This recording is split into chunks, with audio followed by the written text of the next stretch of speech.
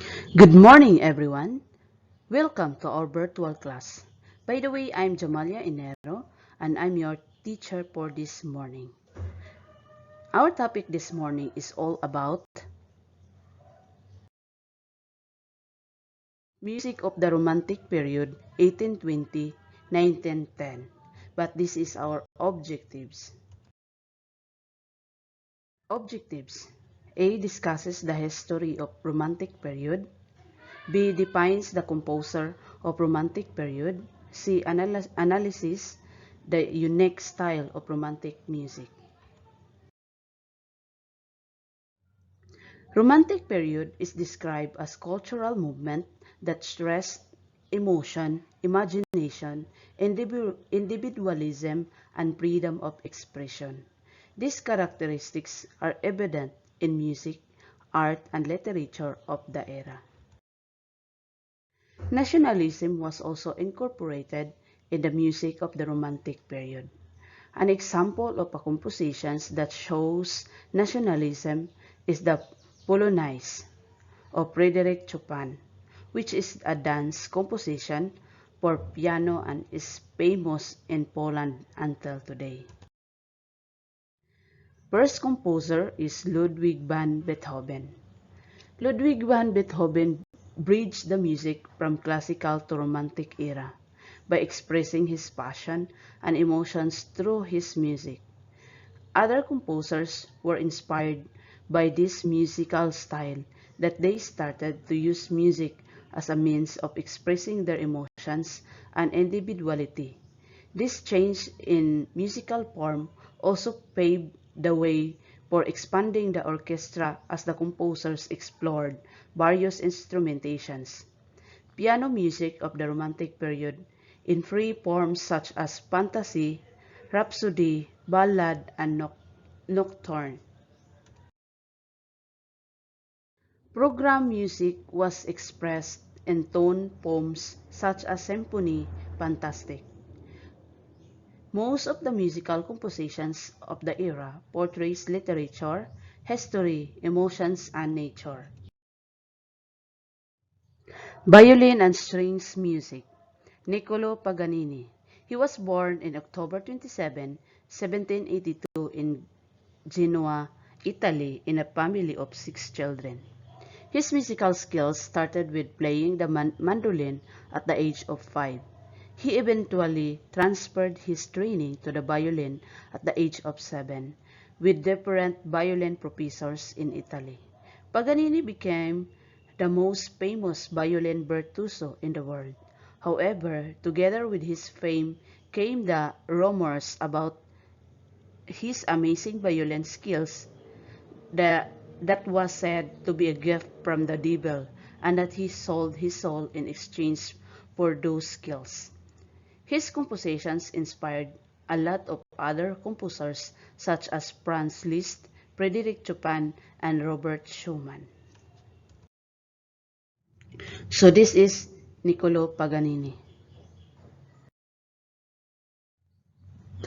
Some works of Nicolo Paganini.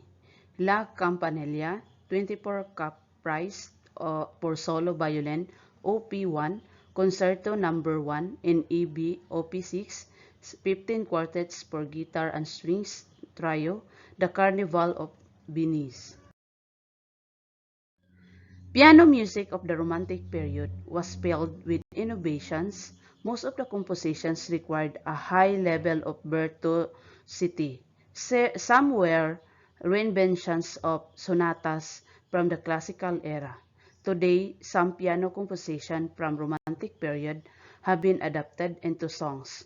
An example of this is Chopin's Etude Op. 10, number 3, in E major that was used for song number Other Love. Frederic Chopin was known as the poet of the piano. He was born on March 1, 1810 in Silezowa, Poland. Began to play piano at age 4. He composed Polonaise of the age of 7. He studied piano at Warsaw Conservatory under Wilhelm Warfel, and most of his music was influenced by folk music. He finished his formal education at the higher school in 1829 and soon traveled to Europe, giving concerts in places such as Vienna, Munich, Paris, and London. Chopin composed almost primarily for the piano, and some of his most well-known compositions are Fantasy in F minor Op.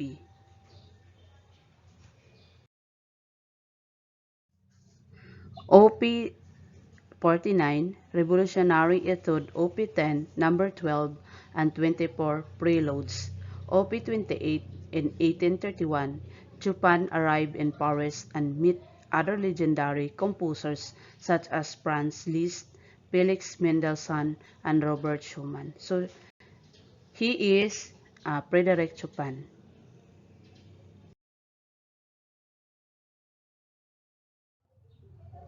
Chopin is famous for the following: ballad, a verse form or narrative that is set to music; etude, a piece composed for the development of a specific technique; mazurka, a polished dance in triple time signature; nocturne, an instrumental compositions of a pensive, dreamy mood for the piano; polonaise, a slow polished dance in triple time that consists of a march or procession; prelude, a short piece of music that can be used as preface and introductions to another work or may stand on its own.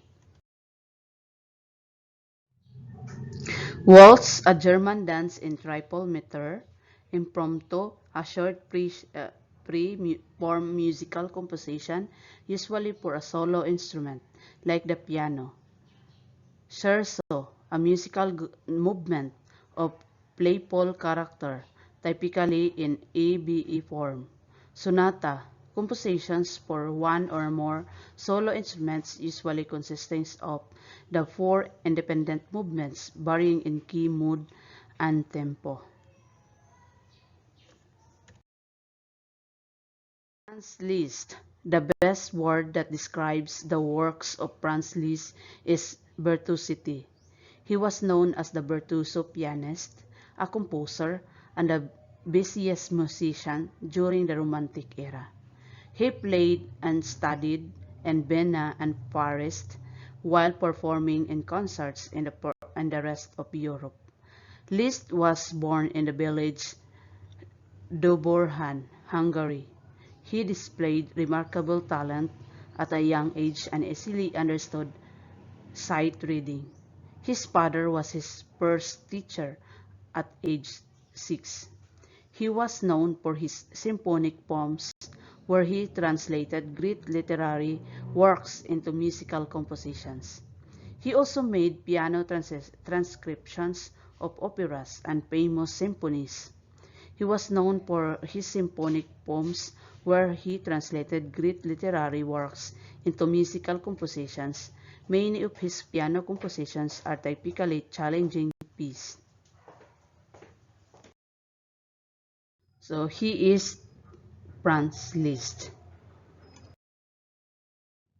He was also known with his generosity in sharing time and money to the orphans, victims of disasters, and the many students he taught music for free.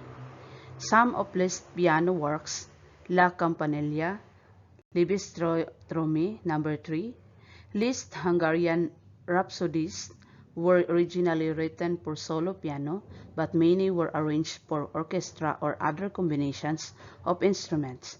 The Hungarian Rhapsody No. 2 is the most popular and was the basis for the Tom and Jerry cartoon called The Cat Concerto.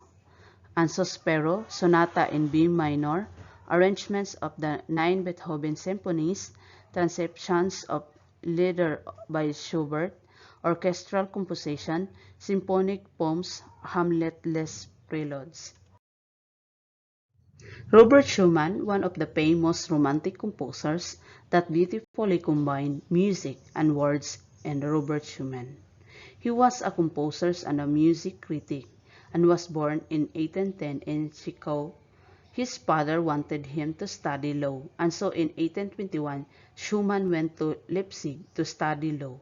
However, he spent most of his time with musical and literary circles through the effort of Frederic Wick, who took some time to teach Schumann how to play the piano. It was in 1834 when Schumann founded the music Journal Neue for Music, wherein he edited and wrote music criticism for his publication. He is Robert Schumann. Piano works, Abig Variations or Opus or 1830, David Bandeltans or Dance of the Band of David, Opus 6, 1837, Art Songs, Frauenleben and Leben, A Woman's Love and Life, uh, A Poet Love or Orchestral Music, Piano Concerto in A minor, Opus 54, Overture Scherzo Concertsack in F major for four horns and orchestra, and Opus 86. So, any clarification, suggestions about our topic this morning? So, if none, thank you so much. And don't forget to subscribe our YouTube channel and also open our website www.gaitf.com and our LCMS. Bye-bye.